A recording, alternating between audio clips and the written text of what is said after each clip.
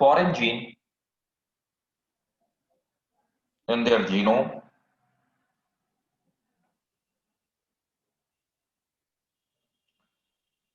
which which is which express in them कौन जिन के बारे में बताया sir? they have foreign gene which express in them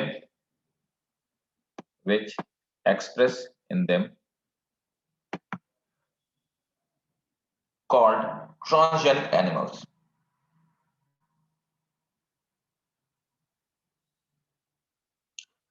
Transgenic rats, rabbits, पूछा जाता है क्या क्या ट्रांसजेनिक बन चुका है, आ चुका है कई बार नीट में question. Transgenic rats, rabbits, pigs, sheep,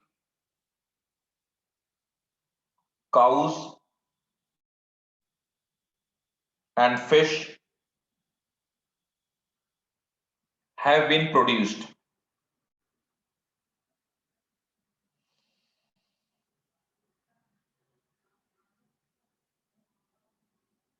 Full stop. Over 95% of transgenic, ये भी आ चुका question, which of the following is correct or wrong or not correct. Over 95% of existing transgenic, over 95% of existing transgenics are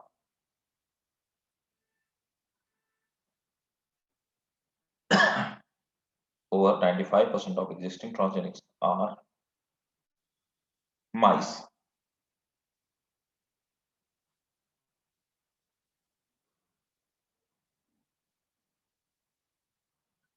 There are following reason behind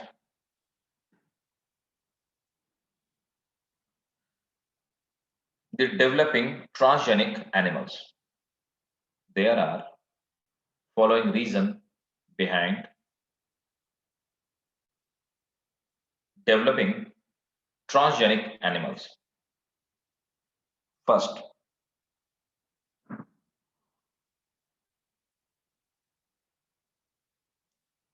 to study, first point है क्या है, to study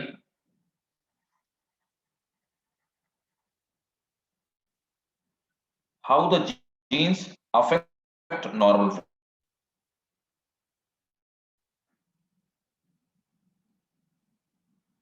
how the gene affect normal functions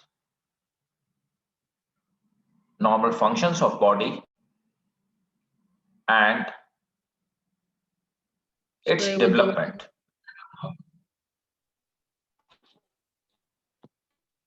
To study how the genes affect normal functions of body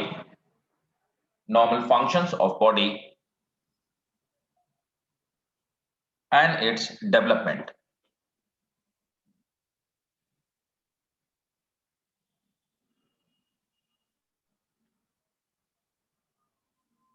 They also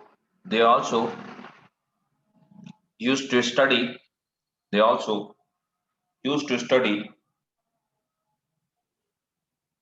the functioning of gene.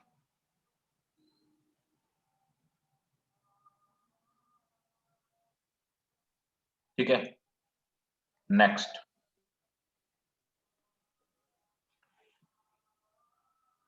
they are used to study of diseases. They are used to study of diseases.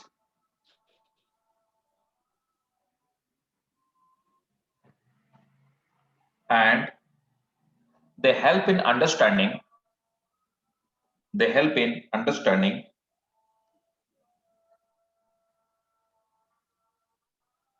contribution and the contribution of genes,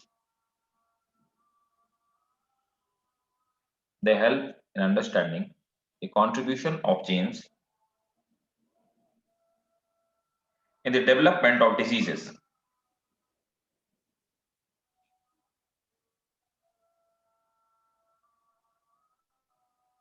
ठीक है, example के तौर पे cancer हो गया,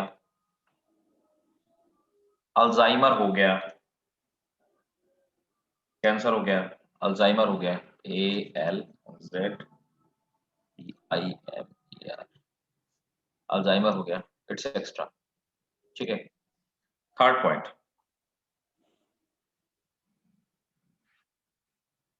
transgenic animals produces transgenic animal produces useful biological product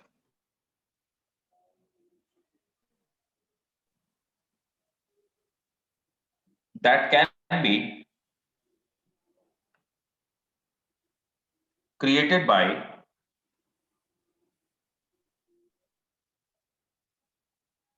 of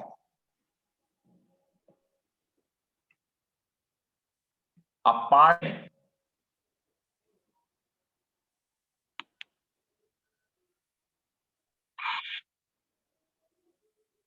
which codes for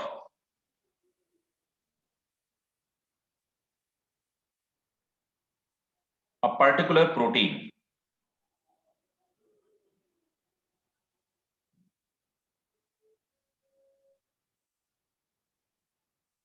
next जो मैं आपको लिखवा रहा हूं ये क्वेश्चन है, पूछा हुआ क्वेश्चन है, नोट करके लिख लो इसी पॉइंट में। ये भी डायरेक्टली आपके एनसीईआरटी से पूछा हुआ क्वेश्चन है, कई सारे इसमें से। इन 1997 का नाम पूछा हुआ था। इन 1997 फर्स्ट ट्रांसजेनिक काउ रोजी, पूछा गया था रोजी है क्या। फर्स्ट ट्रांसजेनिक काउ रोजी produced human protein enriched milk, produce human protein enriched milk।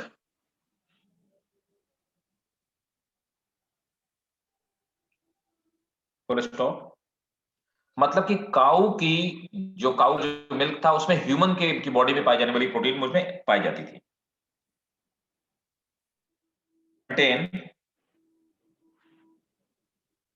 The milk contain alpha lactalbumin, alpha lactalbumin। The milk contain alpha lactalbumin and was nutritionally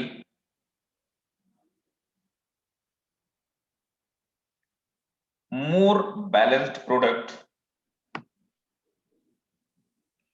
and nutritionally more balanced product for human babies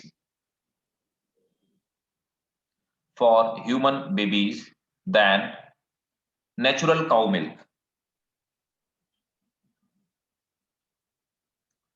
fourth, vaccine safety. Natural के बाद क्या बताया sir?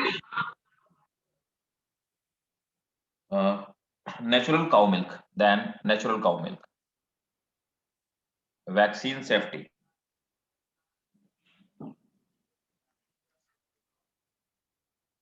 अब बहुत सारे transgenic होते हैं, उनमें ट्रांसजेनिक एनिमल्स होते हैं जिनमें इसको पहले ट्राई करते हैं। जैसे कोरोना की बन रही है, ह्यूमंस पे नहीं ट्राई किया जाएगा, पहले जानवरों में ट्राई किया जाएगा, उसके बाद ह्यूमंस पे ट्राई किया जाएगा। ट्रांसजेनिक माउस तो हम नॉर्मली माउसेस का यूज करते हैं। Transgenic mices are used to test safety of transgenic mouses are used to test safety of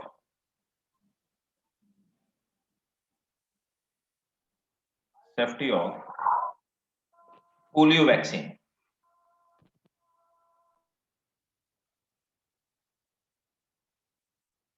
ठीक है, so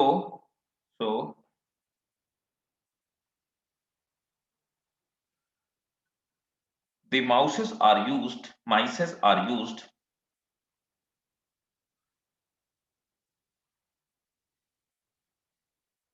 for safety trial of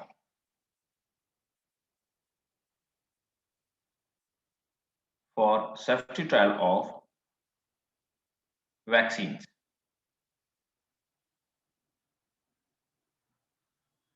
Next, chemical safety testing. Chemical safety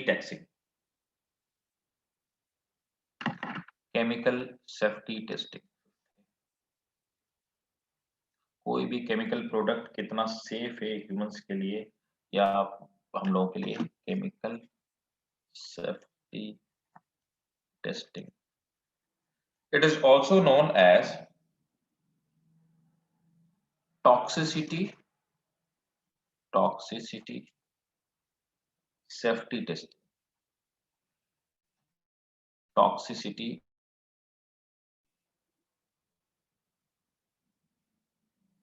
it is used in testing toxicity of drugs.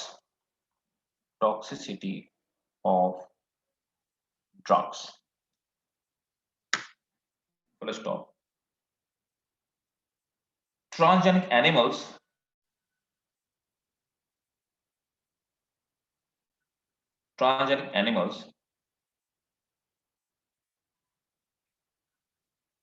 carry genes.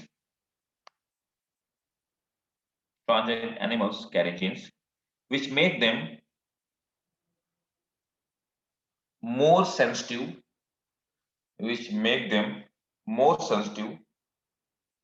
to toxic substances than non-transgenic. तो हम transgenic animals ऐसे बनाते हैं जो किसी भी केमिकल के लिए बहुत ज्यादा सेंसिटिव होते हैं, तो उनमें असर जल्दी दिखाई देने लगता है. तो ऐसे हम पता कर पाते हैं कि कोई भी केमिकल लॉन्ग रन में ह्यूमंस को अफेक्ट करेगा या नहीं करेगा. इसके लिए किसी केमिकल प्रोडक्ट को लॉन्च करने के लिए हम लोग ये करते हैं. अब देखो एक और टॉपिक है एथिकल इश्यूज. एथिकल इश्यूज क्या होता है कि एथिक्स क्या होते हैं कि कोई काम जायज है, नाजायज और कहां तक जायज है. जैसे मैं अगर एथिकल की बात करूं, एथिकल इश्यूज की, तो कई सारे साइंस के प्रोजेक्ट थे जो एथिकल इश्यूज की वजह से बंद कर दिए. एग्जाम्पल के तौर पे एथिकल इश्यू ये है कि अगर आज हम बात करें ट्रांसजेनिक ह्यूमन की, ठीक है, तो अगर आप ट्रांसजेनिक ह्यूमन की बात करें तो यह अनएथिकल है. ठीक है, क्यों? जो बनेंगे वो ये तय है कि आज की डेट में जो ह्यूमन की रेस मौजूद है उससे ज्यादा सुपीरियर बनेंगे. इससे ह्यूमंस में दो क्लास क्रिएट हो सकते हैं, सुपीरियर और इंफीरियर. और तीसरी इंपॉर्टेंट बात, ये राइट एक्सक्लूसिवली गॉड के पास है, ह्यूमंस के पास नहीं. यही बात ऑलमोस्ट 2000 के आसपास, 2000 के आसपास, 2001 के आसपास ह्यूमन क्लोनिंग का प्रोजेक्ट चल रहा था. रोज हम लोग न्यूज़पेपर में पढ़ते थे कि आज जर्मनी ने 30 डेज का क्लोन बना लिया ह्यूमन का, या बहुत सारे countries, mainly European countries, American countries ये इस रेस में आगे थे. तो कई सारे कंट्रीज ने काम किया. उसके बाद वर्ल्ड में जितने सारे रिलीजियस गुरु थे सब एक ही बैनर के अंडर में आए. उन्होंने यूनाइटेड नेशन से कहा कि ह्यूमंस को बनाना और उनको नष्ट करने का जो अधिकार है, ठीक है, to create human and to destroy them, this right exclusively lies to the God in any religion. So religious issue की वजह से ये ethical issues था. इसकी वजह से यूनाइटेड नेशन में चार्टर जारी किया गया और पूरे वर्ल्ड में जितना सारा क्लोनिंग प्रोजेक्ट था उसको बैन कर दिया गया। और ह्यूमन क्लोन बनाने का जो काम है, प्रोजेक्ट है, रिसर्च है, वो अनइथिकल है। ऑफिशियली या अनऑफिशियली ह्यूमन क्लोन बनाना क्राइम है। आप क्लोन बना सकते हो, आप चाहो अपने लिवर का क्लोन बनवा लो, हार्ट का क्लोन बनवा लो, ह्यूमन पार्ट का क्लोन बनवाना अनइथिकल है और ये अनइथिकल हो गया तब से। इन द सेम वे आज की डेट में एक चर्चा चल रही है, डिजाइनर बेबी क्या है। डिजाइनर बेबी प्रोजेक्ट, अभी तक डिजाइनर बेबी को अनइथिकल नहीं कहा गया, इस पे डिबेट चल रही है और बहुत ही जल्दी डिजाइनर बेबी को भी बैन कर दिया जाए। डिजाइनर बेबी ऐसा है कि माना जाता है कि हम बच्चों को जो जीन्स होंगे उनको कस्टमाइज करा सकते हैं, ज्यादा इंटेलिजेंट, फिजिकली ज्यादा स्ट्रॉन्ग, इस तरह से बहुत सारे हम कैरेक्टरिस्टिक डाल सकते हैं। तो कुल मिलाकर के आपके बच्चे जो पैदा होंगे वो कस्टमाइज होंगे, आप जैसा चाहेंगे। अगर ऐसा किया गया तो फिर से वही बात आ जाएगी कि दो तरह के क्लास क्रिएट हो जाएंगे। एक सुपीरियर क्लास जो फिजिकली फिट होंगे, जो इंटेलेक्चुअली फिट होंगे, और सोसाइटी में ऐसे लोगों का अलग क्लास बन जाएगा और वो उन लोगों के ऊपर रूल करेंगे जो इस तरह के नहीं होंगे। तो नॉन ट्रांसजेनिक जो नॉर्मल लोग होंगे, हमारे आप जैसे लोग, वो लो क्वालिटी के होंगे उनके कंपैरिजन, और ट्रांसजेनिक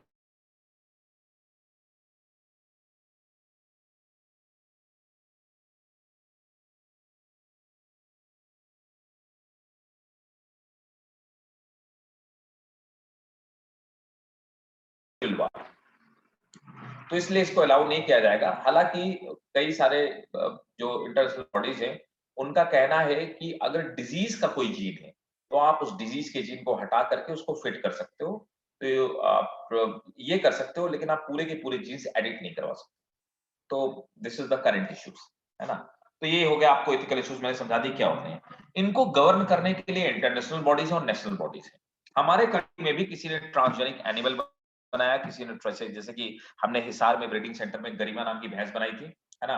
और इस तरह से हमने बहुत सारे कुछ एनिमल्स बनाए, बहुत सारे क्रॉप्स बनाई।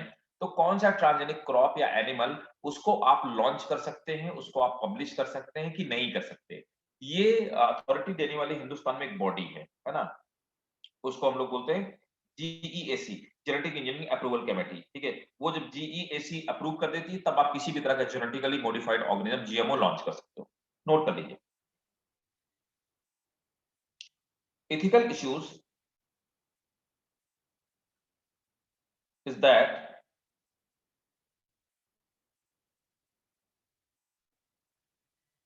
which are required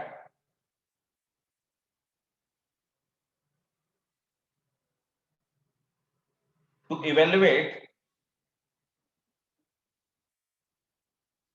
the morality of all humans, the morality of all human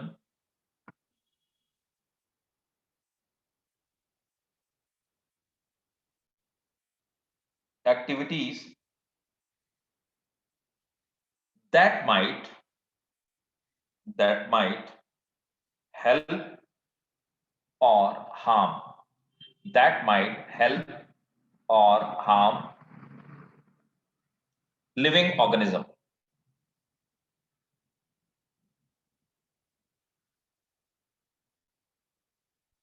ठीक है, नेक्स्ट पॉइंट। अच्छा, एक बात और बताते हैं कि ने सपोज दैट फॉर एग्जांपल कि आपने कोई ऑर्गेनिज्म बना दिया, ठीक है। अब वो ऑर्गेनिज्म क्या है, जेनेटिकली मॉडिफाइड है। वो इकोसिस्टम में कैसे बिहेव करेगा आप नहीं बता सकते। हो सकता है कि आपने कोई ट्रांसजेनिक डॉग बना दिया और वो ट्रांसजेनिक डॉग क्या है, वो कार्निवोर है ना, ट्रांसजेनिक डॉग। आप वो क्या कर रहा है, बाकी डॉग्स को ही खा जाता है, कैनिबलिज्म करता है, ठीक है। तो उससे बहुत सारे डॉग्स की स्पीसीज नष्ट हो सकती है। तो इसलिए ये जरूरी नहीं कि आप जेनेटिक एनिमल बनाएं, उसका बिहेवियर कैसा होगा ये भी एक इंपॉर्टेंट चीज है, नोट करेंगे। The genetic modification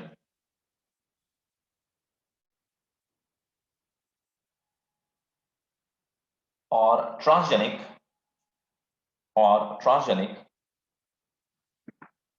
can have unpredictable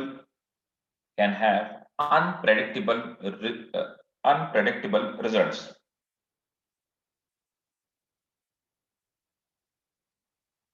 When such organism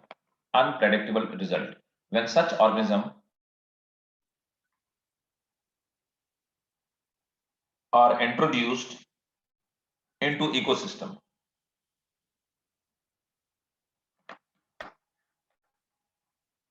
When such organisms are introduced into ecosystem. Okay, next point.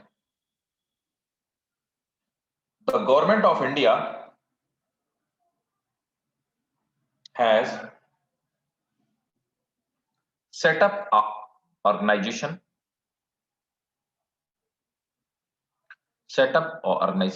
GEAC, that is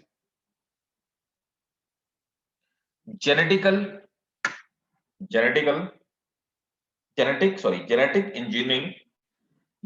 engineering approval committee,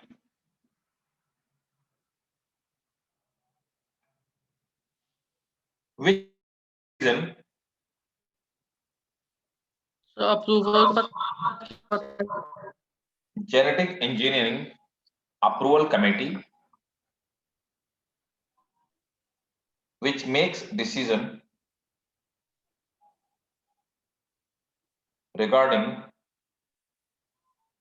the validity of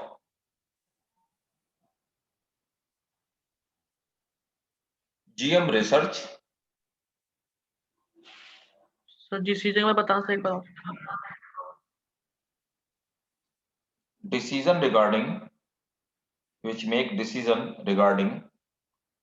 the validity of GM research and safety of introducing GM organism for public services.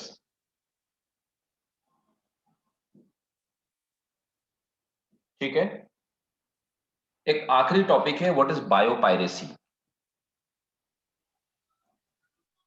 देखो biopiracy क्या है कि America की, मैं आपको example के साथ बताता हूं तो आप समझेंगे।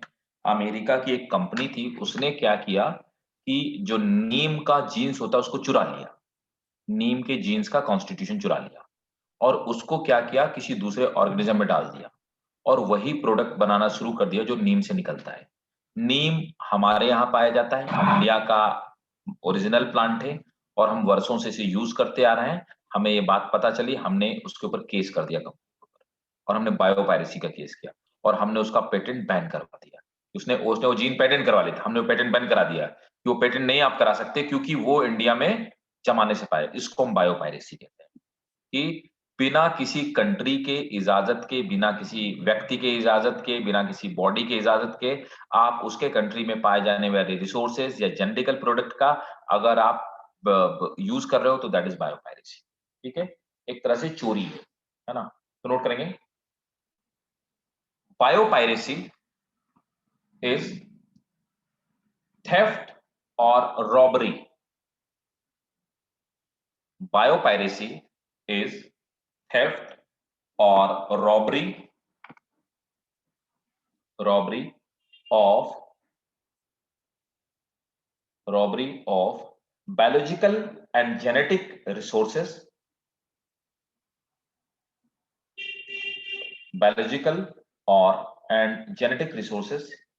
indigenous to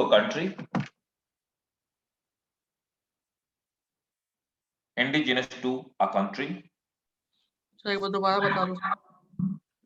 प्रभु तुम अपना इंटरनेट क्यों नहीं ठीक करवाते हो? हम मतलब सिलेबस खत्म होने को आया। सर यहाँ तुम कहाँ रहते हो ये बताओ? सर बिहार में।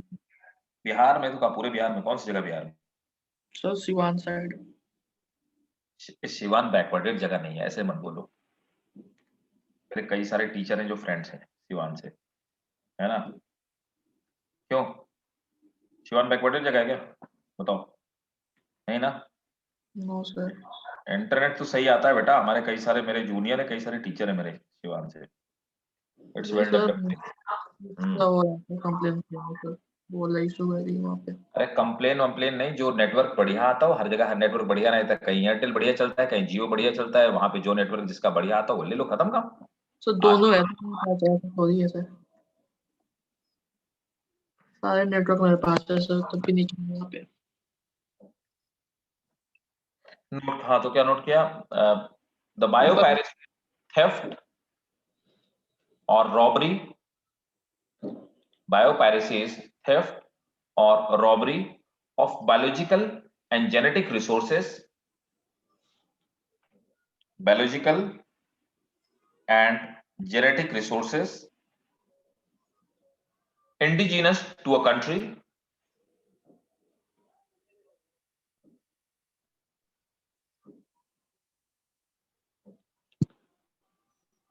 the biological resources have many uses, biological resources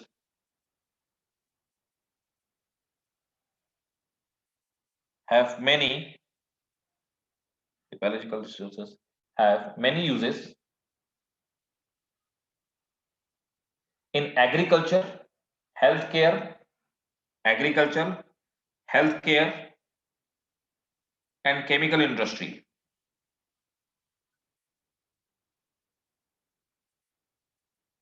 Agriculture, healthcare and chemical industry.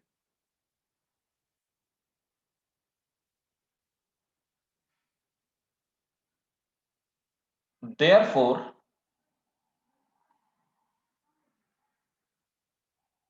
the businessmen are after them. Therefore, the businessmen are after them. Full stop.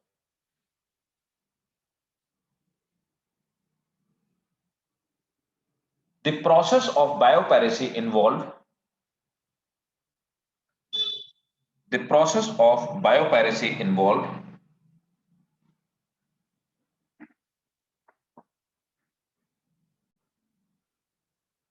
collection of sample,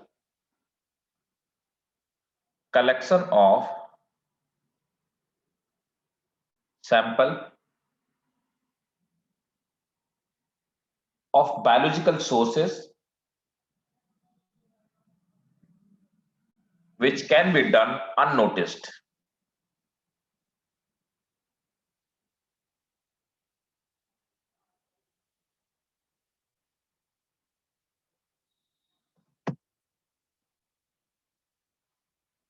ठीक है, ये थी हमारी बायोपायरेसी। मैंने आपको example बता दिया।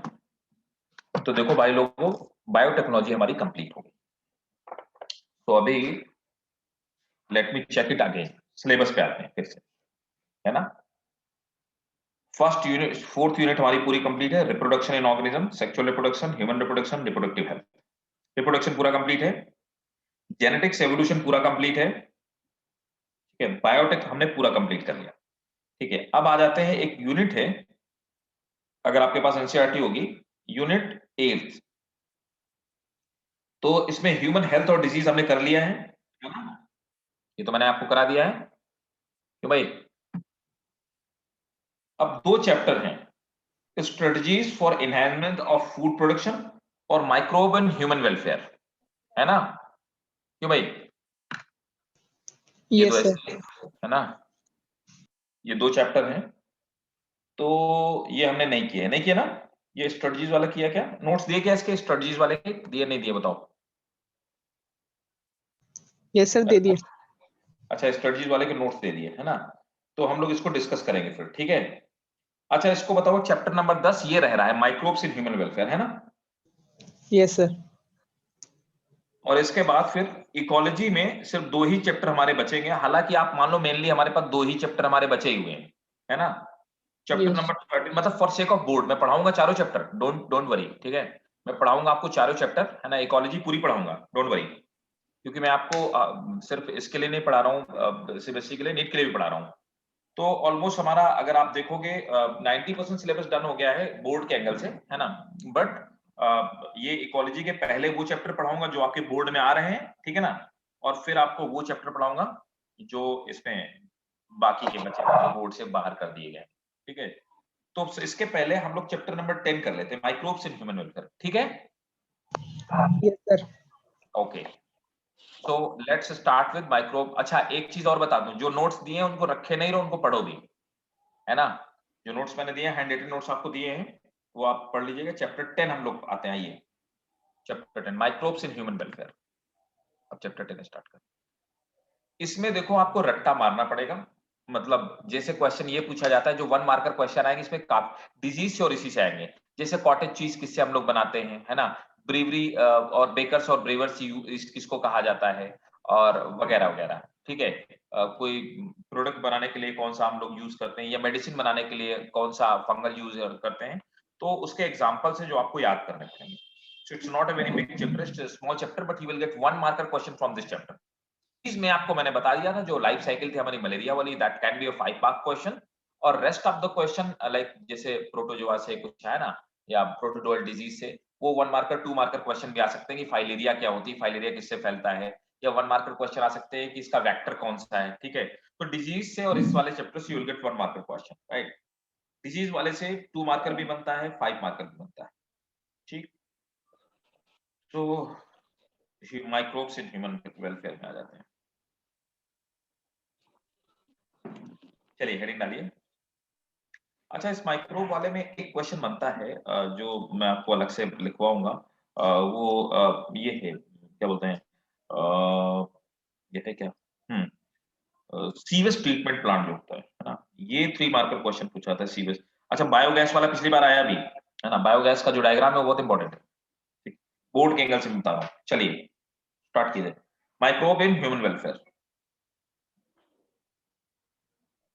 तो नोट करेंगे, सबसे पहले हेडिंग डालेंगे, फर्स्ट हेडिंग है microbes in household product, microbe in household product, ठीक है। तो हम लोग हाउस होल्ड प्रोडक्ट में माइक्रोब्स का कैसे यूज करते हैं, चीज बनाने के लिए मैं लिखता जाता हूँ, आप नोट करते जाओ, ठीक है। वेट करो 1 मिनट तो। माइक्रोब्स,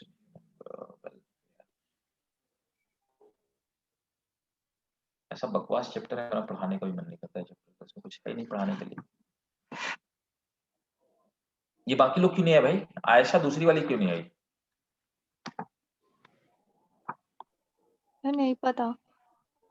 नहीं पता।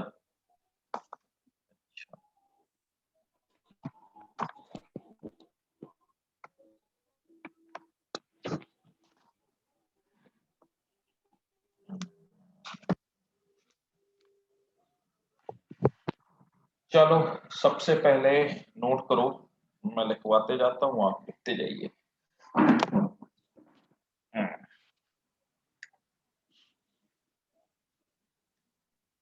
फर्मेंटेशन इज, इसी में नोट करेंगे, fermentation is the oldest microbiological process. सबसे पहले माइक्रोबायोलॉजी का यूज हमने फर्मेंटेशन से स्टार्ट किया। Fermentation is the oldest microbiological, fermentation is oldest microbiological process.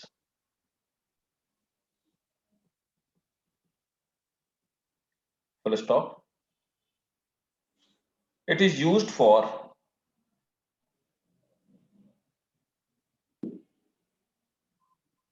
alcoholic beverage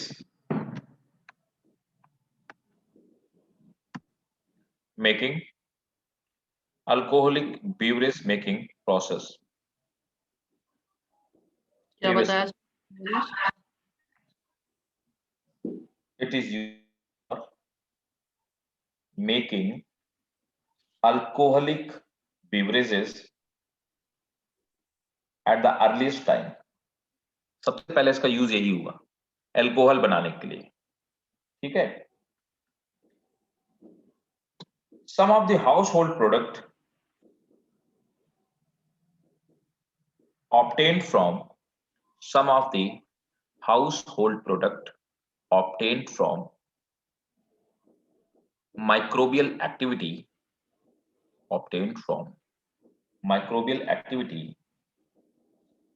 are following. First, curd, dahi.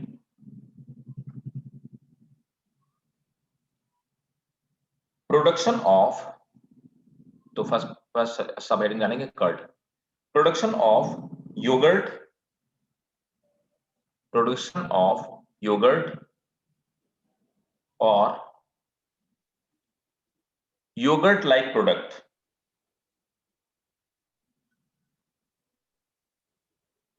Bracket में लिख लो, कर्ड इसी को बोलते हैं, योगर्ट और योगर्ट लाइक प्रोडक्ट को। Example of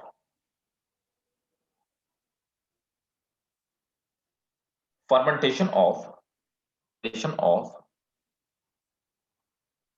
pasteurized milk. Pasteurized milk क्या होता है? आप लेके आते हो, मदर डेयरी वाले में भी लिखा होता है, अमूल वाले में भी लिखा होता है। What is the सर उसमें प्रिजर्वेटिव डाल देते हैं। ओके, बाकी क्या ऐसा ही करते हैं क्या?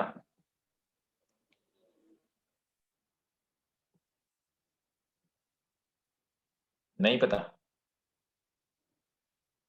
देखो भैया, पाश्चर ने, लुई पाश्चर जो हमारे थे, लुई पाश्चर सबसे पुराना माइक्रोबायोलॉजिस्ट है भाई।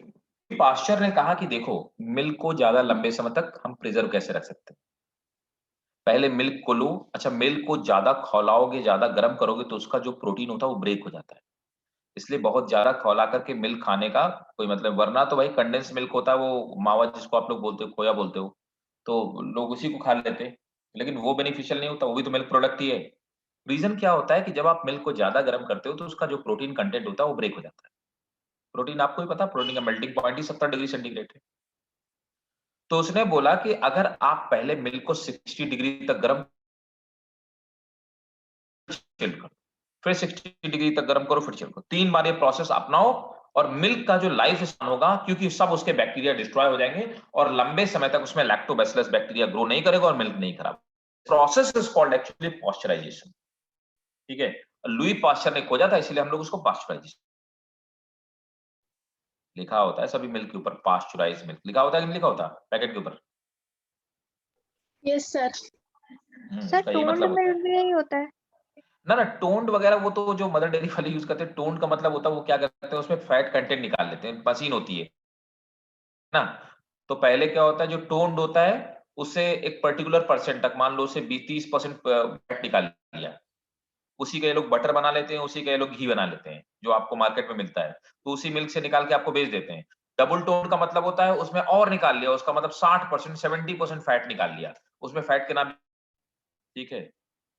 तो ये मतलब होता है टोन। फुल क्रीम का मतलब उसमें जितना कंटेंट था उसका फैट का, उतना एज इट इज कंटेंट होता है। टोन में होता है कि उसका 30% के आसपास निकाल दिया, डबल टोन में तो 60% के आसपास निकाल दिया, ठीक है, ये इसका मतलब होता है। तो फैट कंटेंट का होता है वो चक्कर, है ना, इसी में नोट करेंगे। Microorganism which convert milk into curd, which convert milk into curd are lactobacillus ये तो याद होगा खैर तुम लोगों को, लैक्टोबैसिलस बुल्गैरिकस, ये इसका नाम है, बुल्गैरिकस, लैक्टोबैसिलस बुल्गैरिकस, एंड एक और बैक्टीरिया है स्ट्रेप्टोकोक्कस, स्ट्रेप्टोकोक्कस, स्ट्रेप्टोकोक्कस थर्मोफिलस,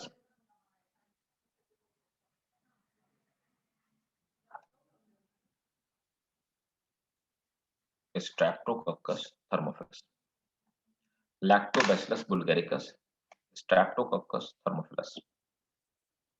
ठीक है, these bacteria are called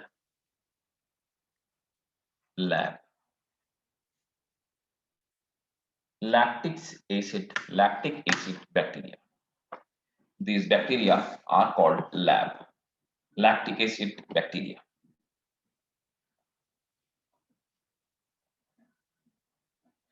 Next,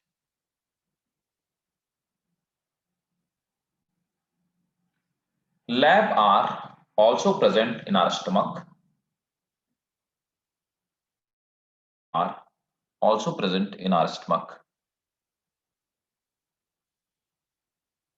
and they check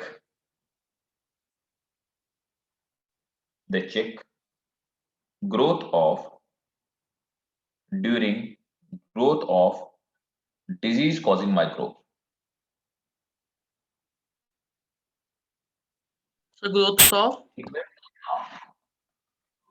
growth of disease causing microbe. Second subheading है dough making food, dough making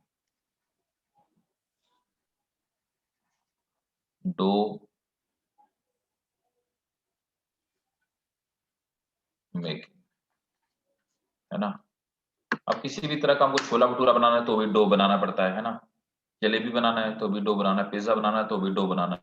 बनाने के लिए है ना हमें कौन कौन से ये काम आते हैं तो नोट करेंगे। The numerous food item like dosa, idli, jalebi and bread etc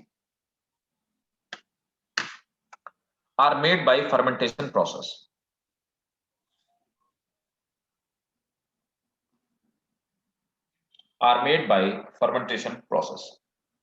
In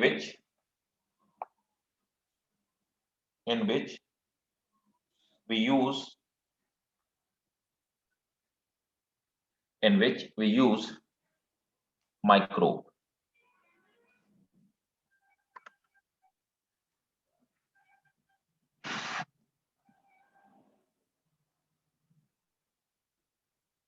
अब इसमें कौन कौन से हम लोग bacteria, the bacteria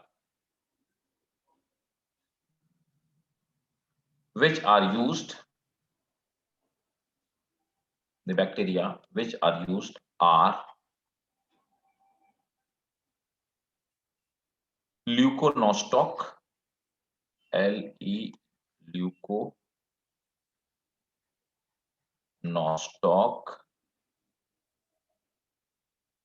mesenteroids,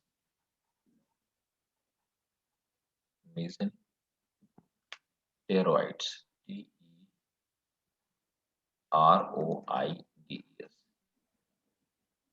leuconostoc mesenteroid,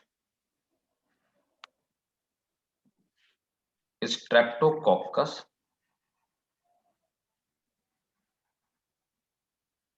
facialis, Streptococcus faecalis,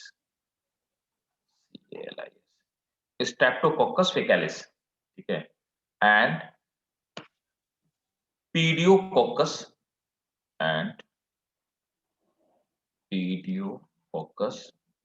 cerevisiae,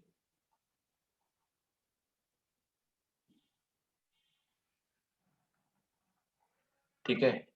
तो लैक्टोबैसिलस, मेसेंटेरोइड्स, स्ट्रेप्टोकोकस फेकियालिस और पीडियोकोकस सर्विसेई, ये बैक्टीरिया हैं जो डो मेकिंग के लिए यूज किए जाते हैं।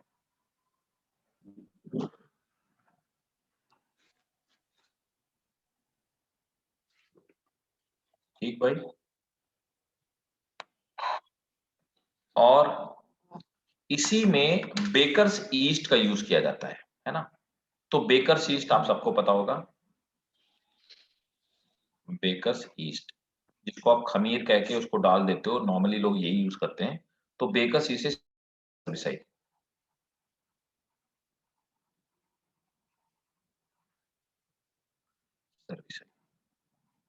CEREVISIE सर्विसाइड। तो ये बैक्टीरिया और सैक्रोमाइसिस सर्विसाई इज अ फंगस, है ना। इनका हम लोग यूज करते हैं डो बनाने में।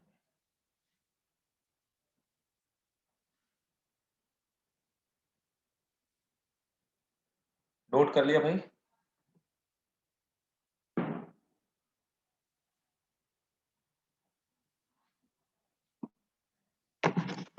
हो गया भाई।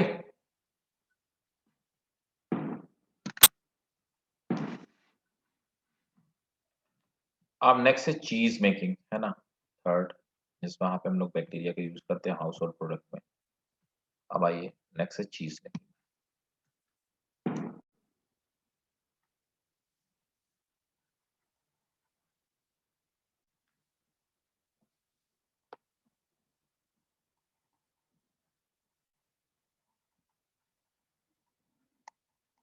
चीज मेकिंग, चीज मेकिंग में सबसे पहले आता है, ठीक है, तो नोट करेंगे, चीज इज पार्शियली डिग्रेडेड। चीज होता क्या है? चीज is partially degraded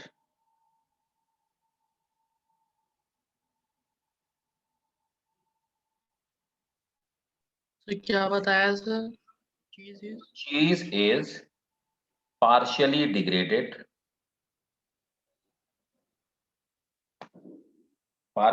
degraded, concentrated milk fat and casein.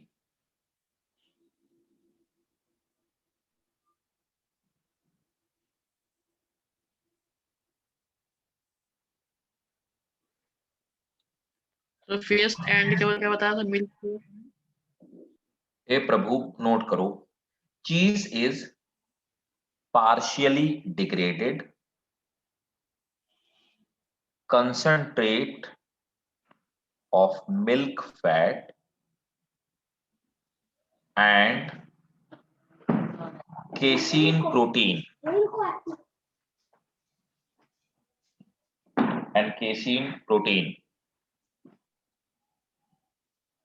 ठीक है। चीज होता क्या है, ये डेफिनेशन थी चीज की। अब चीज में कई तरह का चीज होता है, अलग अलग चीज जो आप खाते हैं वो अलग अलग तरह के बैक्टीरिया से बनाया जाता है। तो सबसे पहले आता है कॉटेज चीज।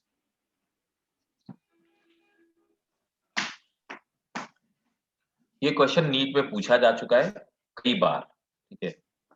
तो कॉटेज चीज जो होता है, ये बनाने के लिए हम लोग जिस बैक्टीरिया का यूज करते हैं उसका नाम है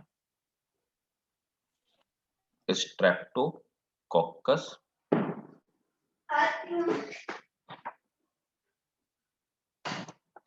lactis, Streptococcus lactis and lactobacillus.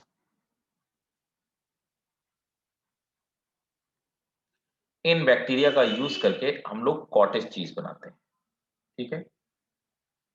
दूसरा होता है स्विस चीज, जिसमें आपने देखा होगा बड़े बड़े छेद होते हैं, बहुत बड़े बड़े छेद होते हैं, होल होते हैं, उसको हम लोग स्विस चीज बोलते हैं।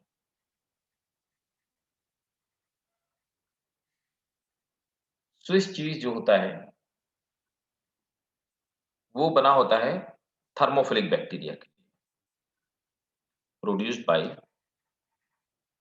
Thermophilic bacteria.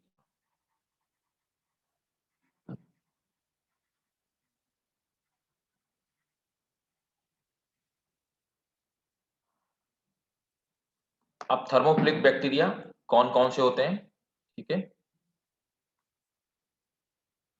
इसका नाम है, जिससे ये क्वेश्चन पूछा हुआ, नीट का क्वेश्चन पूछा हुआ,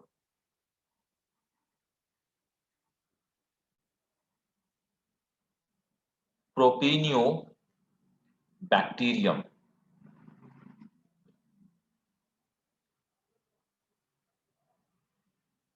प्रोपियोनी बैक्टीरियम शर्मनाई,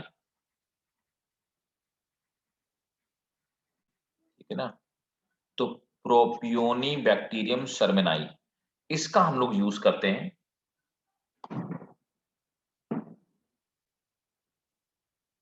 नोट कर लो इसी में।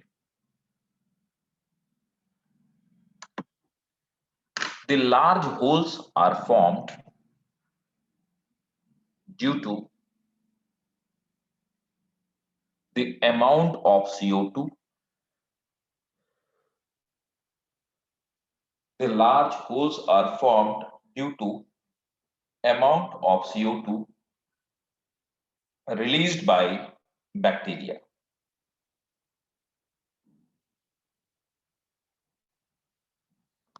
थर्ड नंबर पर आता है एक तीसरे टाइप का चीज, इसको हम लोग रॉकफोर्ट चीज कहते हैं।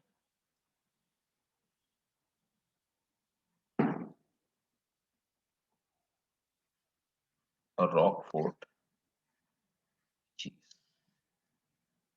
रॉकफोर्ट चीज जो होती है वो प्रोड्यूस होता है पेनिसिलियम,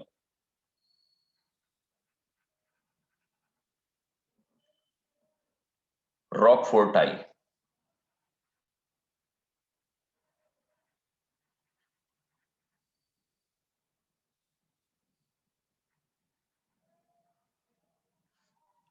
पेनिसिलियम रॉकफोर्टाई।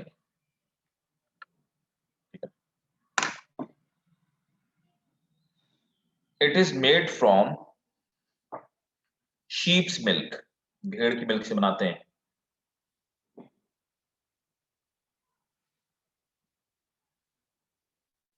ठीक है, इसको भेड़ की मिल्क से बनाया जाता है।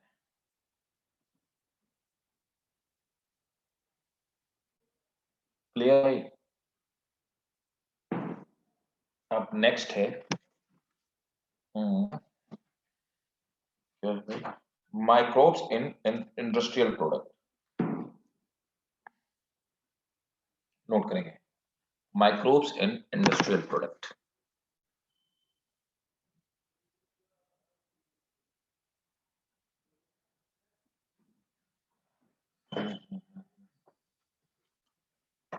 ये तो हो गया हाउस होल्ड में, घर में हम लोग कैसे यूज करते हैं।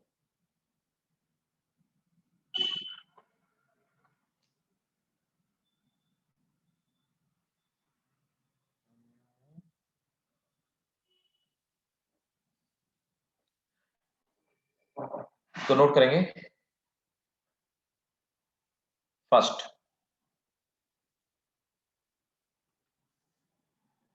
तो हेडिंग डाली हमने माइक्रोब्स इन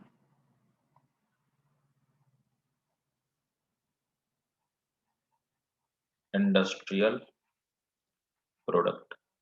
अब इंडस्ट्रियल प्रोडक्ट वो होते हैं जो हम लोग खाने पीने की चीजें होती हैं, लेकिन वो फैक्ट्रीज में बनती है, नॉर्मली हम लोग घर पे नहीं बनाते। ठीक है, अब जैसे अल्कोहल नॉर्मली कोई घर पे थोड़ा ना बनाता है, अल्कोहल तो बाहर ही बनता है, फैक्ट्री में ही बनता है, पैक्ड होकर के ही आता है ना। तो सबसे पहले आते हैं, फर्स्ट है फर्मेंटेड बीवरेजेस।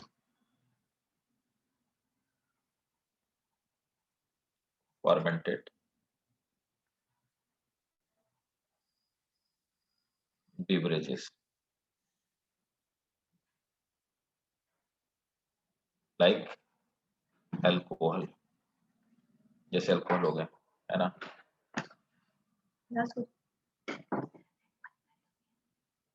एक मिनट,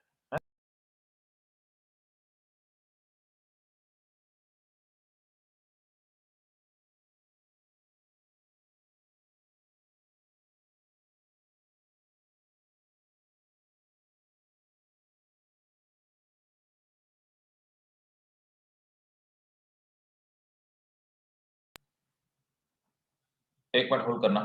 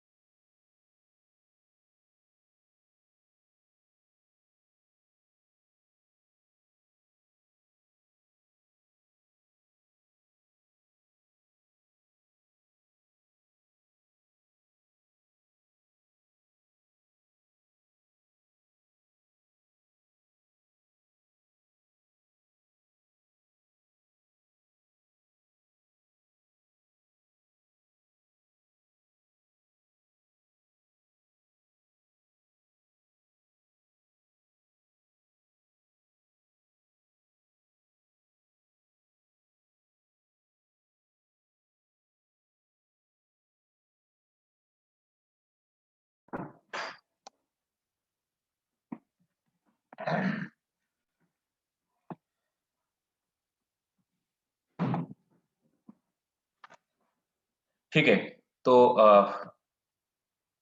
फर्मेंटेड बेवरेजेस है ना, सबसे पहले आता है इसमें अल्कोहल।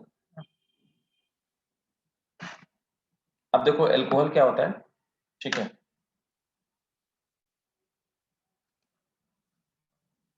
फर्मेंटेड बेवरेजेस में अल्कोहल तो आपको पता ही क्या होता है, ये बताने की जरूरत तो नहीं है।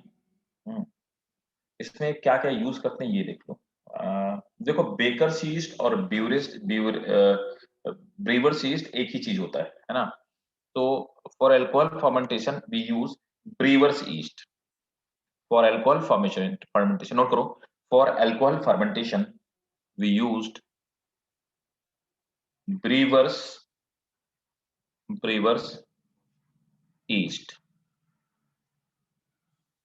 ब्रीवरी का मतलब, ब्रीविंग का मतलब भी होता है फर्मेंट करना, brewers yeast.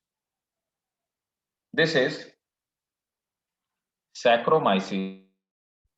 This is Saccharomyces cerevisiae.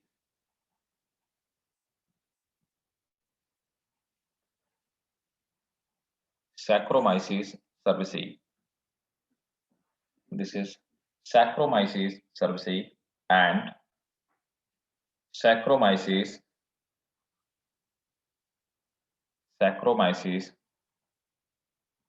carisbargensis.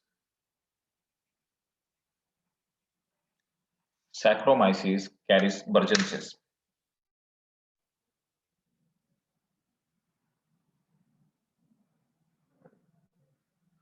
These both are used in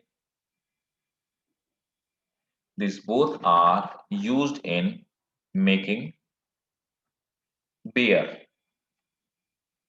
These both are used in making beer.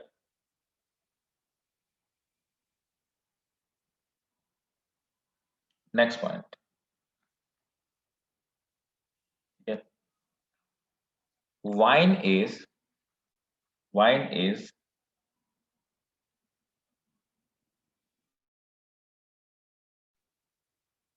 undistilled product of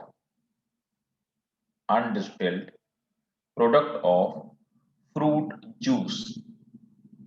Undistilled product of fruit juice made by Saccharomyces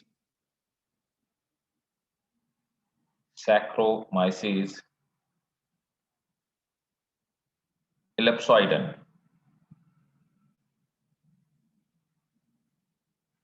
Saccharomyces ellipsoidum.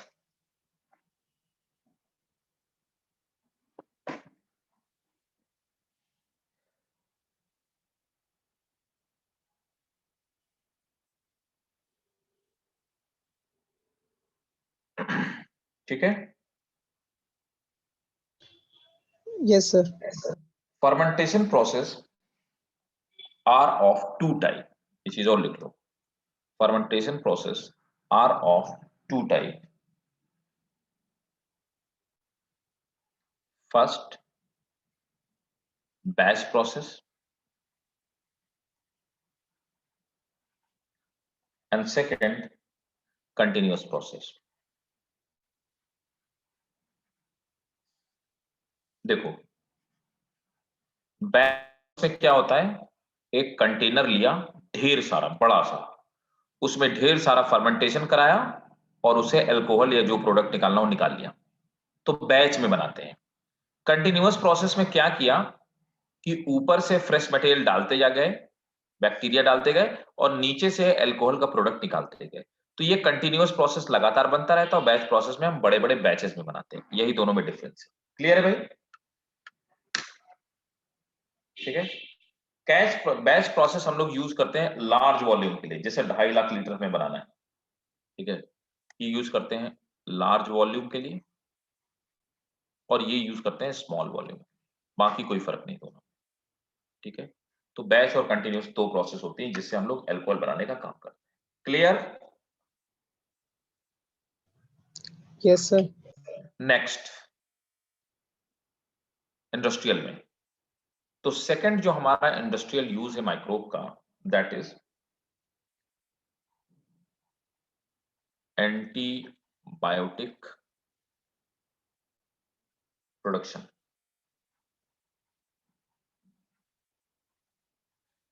Antibiotic production, an antibiotic is organic compound. An antibiotic is an organic an antibiotic is an organic compound produced by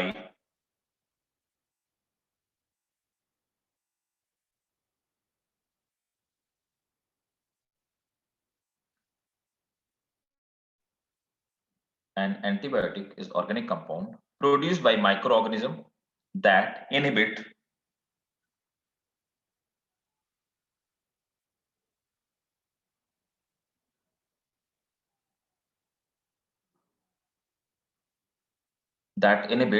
growth of or kills another microorganism.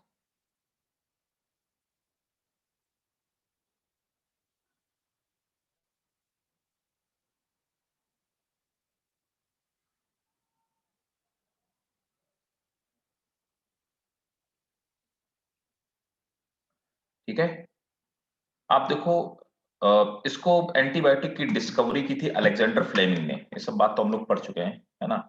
Alexander Fleming ने सबसे पहला antibiotic निकाला जो वो Penicillium था। ठीक है, तो हम लोग एंटीबायोटिक भी इसी से बनाते हैं। ठीक है, यहीं पे लिख लो, अच्छा नोट कर लो, अलेक्जेंडर फ्लेमिंग, मैं लिख देता हूं।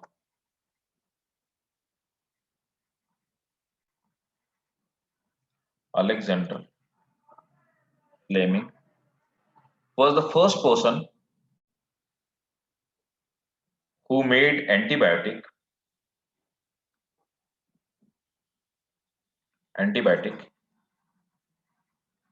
penicillin from Penicillium notatum fungus, from Penicillium notatum fungus।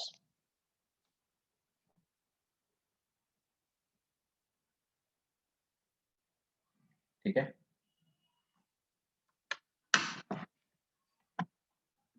Next point, all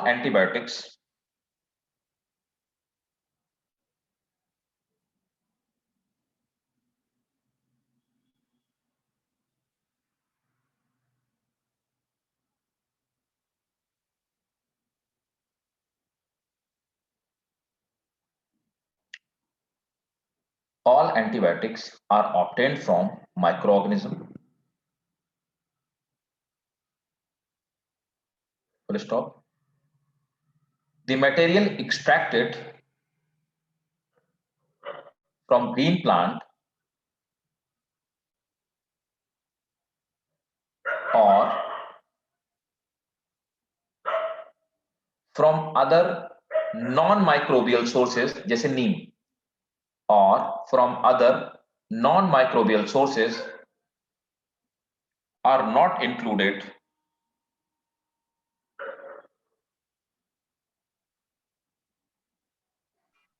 sir other के बाद बताना sir. other non-microbial sources are not included in the category of antibiotic।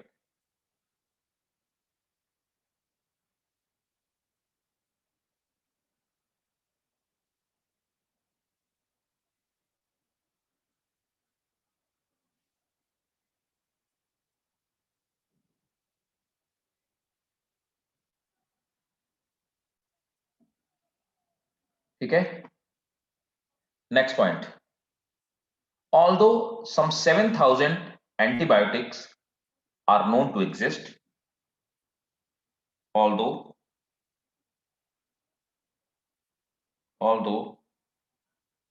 some 7,000 antibiotics are known to exist,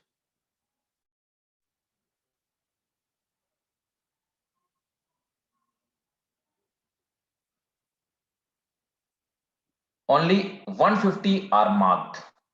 Only 150 are marked. Full stop.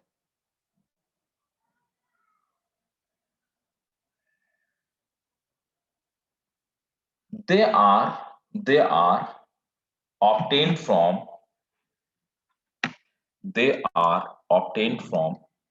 eubacteria,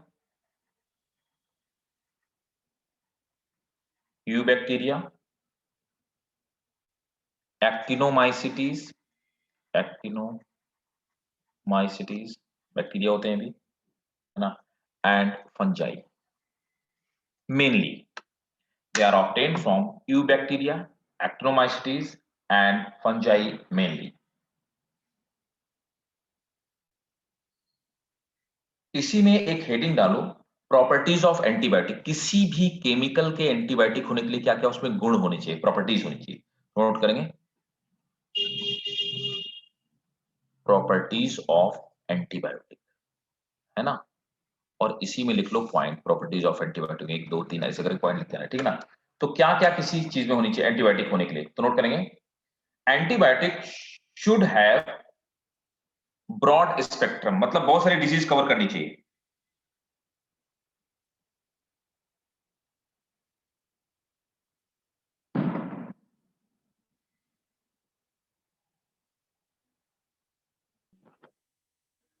So should have. Antibiotic should have broad spectrum. Antibiotic should have broad spectrum.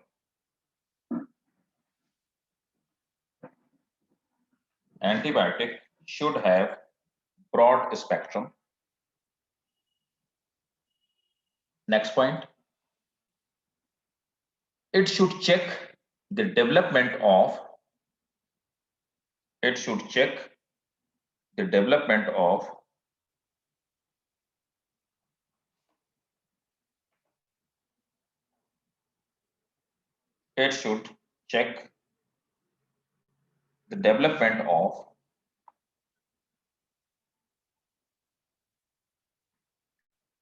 resistant varieties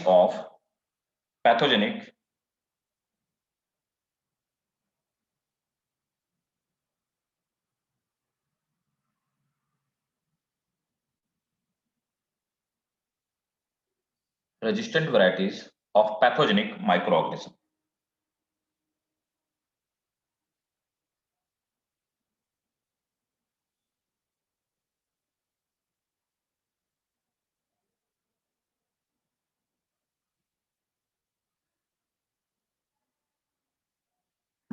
next point. यार qualify करके, हाँ हाँ, कब, अभी भी आवाज।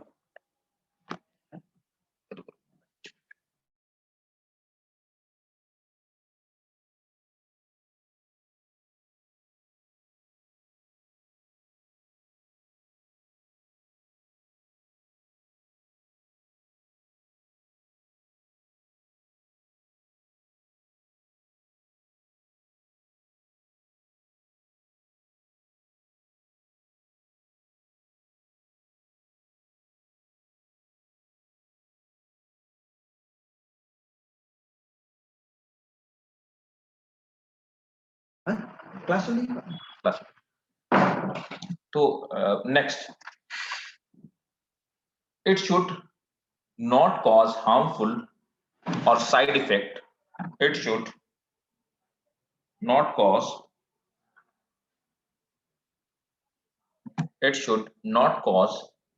harmful effect in the host. It should not cause the harmful effect in the host.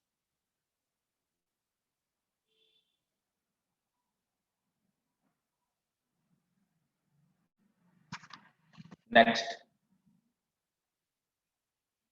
action of antibiotic molecule.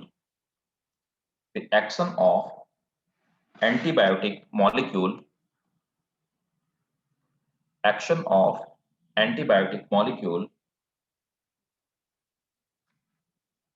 should be specific on pathogen. मतलब कि जिसके लिए बनाया है उसी को, ऐसा ना हो कि आपने कॉलेरा के बैक्टीरिया को मारने के लिए एंटीबायोटिक खाया। नॉर्मली वैसे अगर ऐसा होता भी है, वो पेट के जितने सारे बैक्टीरिया थे अच्छे बुरे सबको मार डाला। नॉर्मली यही होता है कि हम एंटीबायोटिक खाते हैं, उसने कॉलेरा के बैक्टीरिया को तो मारा, लेकिन जो हमारे अच्छे बैक्टीरिया होते हैं वो भी मर जाते हैं। नॉर्मली ऐसा होता है, लेकिन ऐसा कायदे से नहीं होना चाहिए। ठीक है। It should not cause harmful और side effect in the host, लेकिन ये होस्ट की बॉडी को इन्फेक्ट नहीं करना चाहिए। नेक्स्ट, ठीक है, action of antibiotic should be host specific और पैथोजन स्पेसिफिक, है ना। ये इतनी क्वालिटीज हैं जो किसी भी एंटीबायोटिक को एंटीबायोटिक होने के लिए जरूरी है। क्लियर है? बोलो भाई, क्लियर? हाँ कि ना? Yes sir. ठीक है। अब क्या है? Enzyme formation. ठीक है, एक और लिख लो, ठीक, इसी इंडस्ट्रियल में थर्ड है।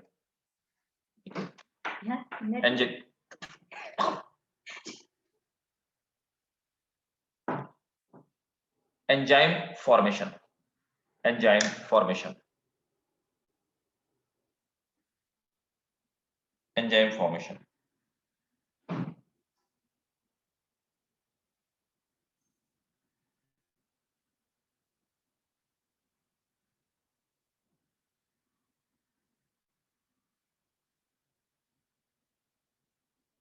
Next point,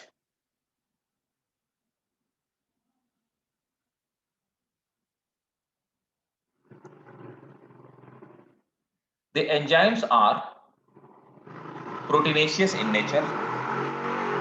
The enzymes are proteinaceous in nature.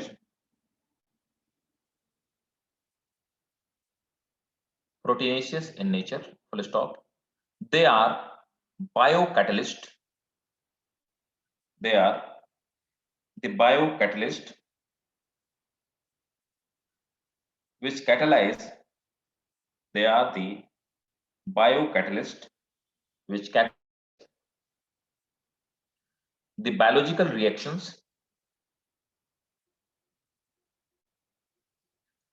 without themselves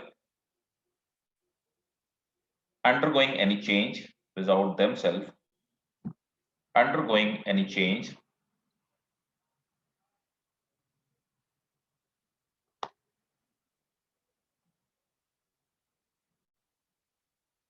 full stop. The term enzyme was coined by, important है, underline करेंगे, the term enzyme was coined by William Kuhne.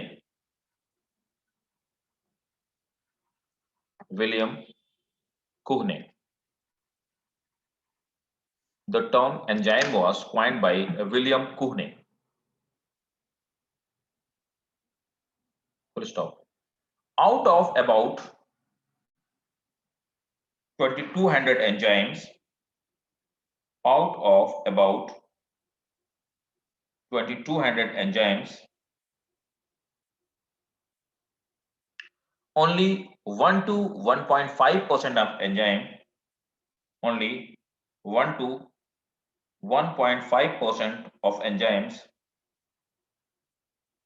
are employed in industries, are employed in industries.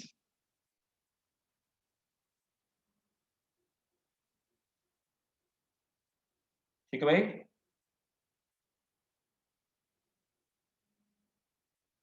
Yes sir. Note करेंगे। तो बहुत कम ऐसे enzyme हैं, note करेंगे। Proteases, proteases, amylases, proteases, amylases, lactases and streptokinases, lactases and streptokinases are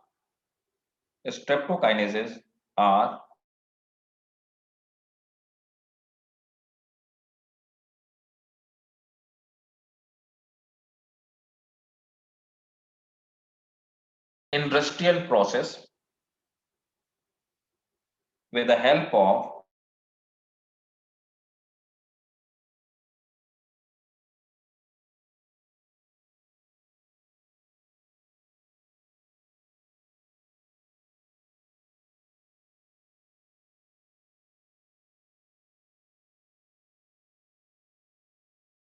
क्या बनाते हैं हम लोग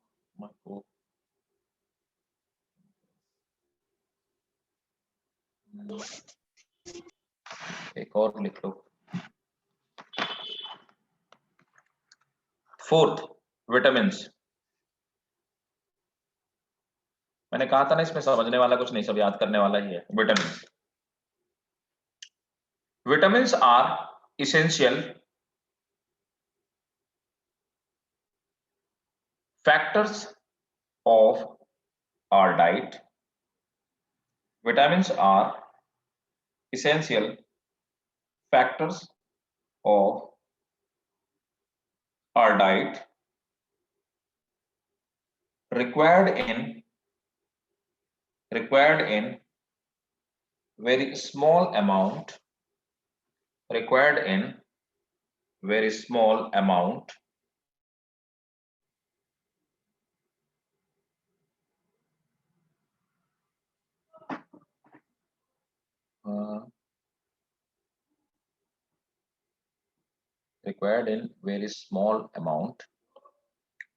They influence the growth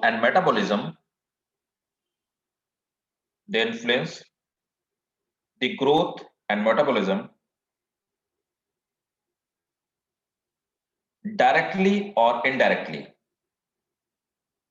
They influence the growth and metabolism directly or indirectly. Full stop.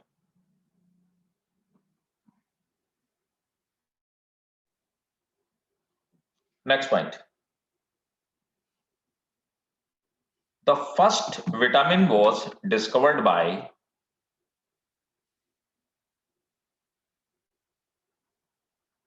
Casimir Funk in 1911. He isolated vitamin B1.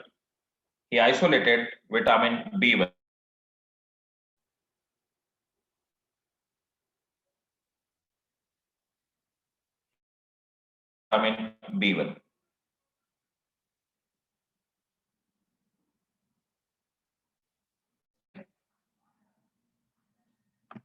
Presently, vitamin B12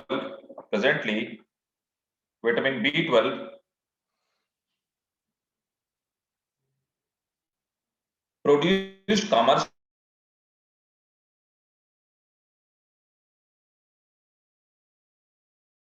with the help of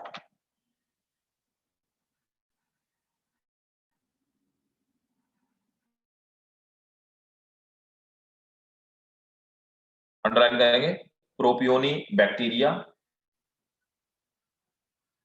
and Pseudomonas. Propionibacteria and Pseudomonas denitrificans.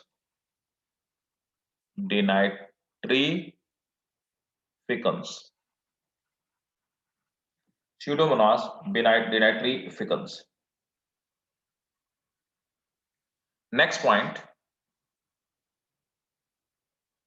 Vitamin B2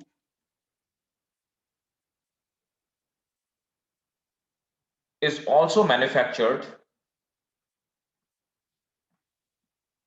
with the help of Esbea Gosaipi.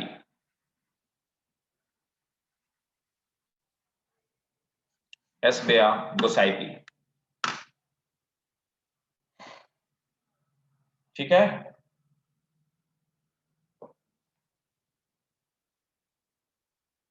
अब अगली heading डाल के रखना, जब मैं पूछूं कि क्या पढ़ाना है तो आप मुझे बताओगे, ठीक है। रेयान अगली हेडिंग डालो, माइक्रोब इन सीवेज ट्रीटमेंट, ठीक है। Yes sir. ये बहुत इंपॉर्टेंट है बोर्ड के लिए। अभी तक जो मैंने तुमको बताया ये 1 मार्क के क्वेश्चन जिससे आ सकते हैं, लेकिन ये इंपॉर्टेंट था नीट के लिए जो मैंने अभी तक तुमको पढ़ाया लिखवाया है ना। अब जो नेक्स्ट क्लास में लिखवाऊंगा वो नीट में तो बिल्कुल नहीं पूछा जाएगा, लेकिन बोर्ड में बिल्कुल पूछा जाएगा, ठीक। Okay sir. तो मिलते हैं नेक्स्ट क्लास में और आगे लिखते हैं, ठीक है। चलिए बाय।